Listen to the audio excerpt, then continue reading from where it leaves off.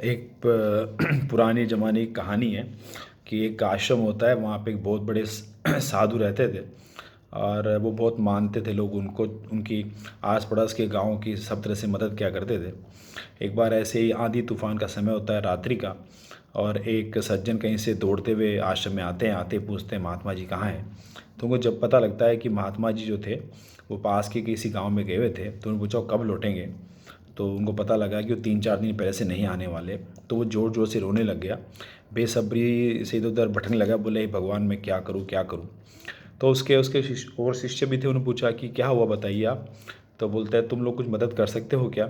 मेरी एक छोटी सी बेटी है जिसको बहुत तेज़ ज्वर, मतलब बुखार बुखार आ गया है और बहुत ज़्यादा बुखार बढ़ता जा रहा है। रात का समय है, कोई आस पड़ोस में डॉक्टर भी नहीं है।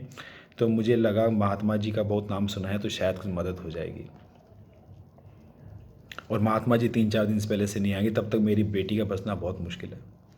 तो वहाँ पे एक सबसे छोटा सा यंग डिसाइपल शिष्य खड़ा होता है। वो बोलता है ठहरिए मैं कुछ करता हूँ।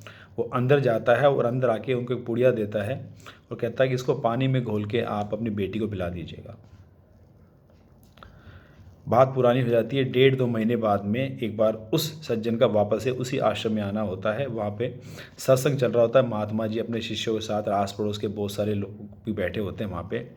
वो आता है और थोड़ी देर बाद महात्मा जी के पैर पड़ के बोलता है कि उस दिन तो कमाल हो गया, ऐसे से हुआ, शुक्र है आपके ये शिष्य थे तो मेरी बेटी बच गई।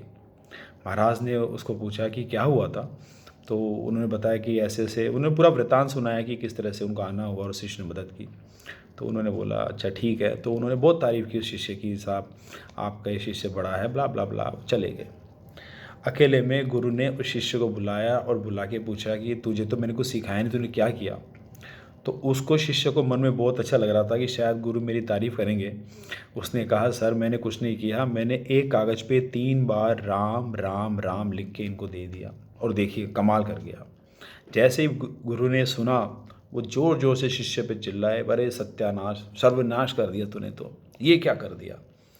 वो शिष्य जहाँ उम्मीद कर रहा था कि गुरु उसकी बड़ाई करेगा, बल्कि गुरु उसको डांटने लगे। इतने बुरी तरह से डांटा कि उसको समझ में नहीं आया कि मुझसे क्या गलती हो गई।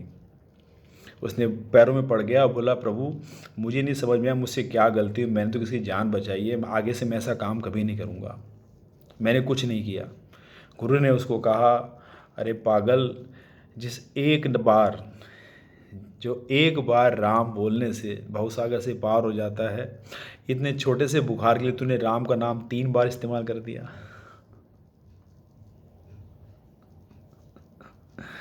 ये है नाम की महिमा, राम।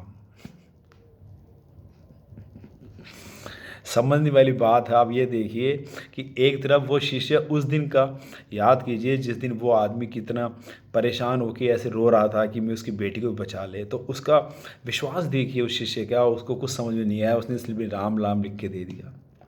और उस बंदे का देखिए देखिए कि उसको कितना विश्वास था उस शिष्य के दी गई उस पुड़िया पे, उसने सिंपली फटाक से उसको घुला बच्चे को पिला दिया। और अब गुरु को देखिए, उनका तो अलग ही लेवल है। वो कहते हैं अरे इतनी सी बीमारी के लिए 3 बार तूने राम का नाम बेकार कर दिया। ये है राम। इसलिए कोई ये हम जोड़ देते हैं चीज़ों से, ऐसा कुछ नहीं है। राम तो राम है।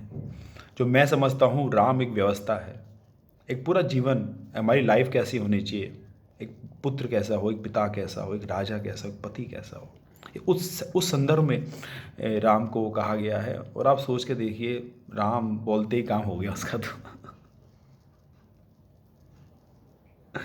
छोटा सा वीडियो है, होप आपको पसंद आए और किसी तरह आपके जीवन को ये छोटे छोटे वीडियो बनाता हूँ सार्थक कर सके।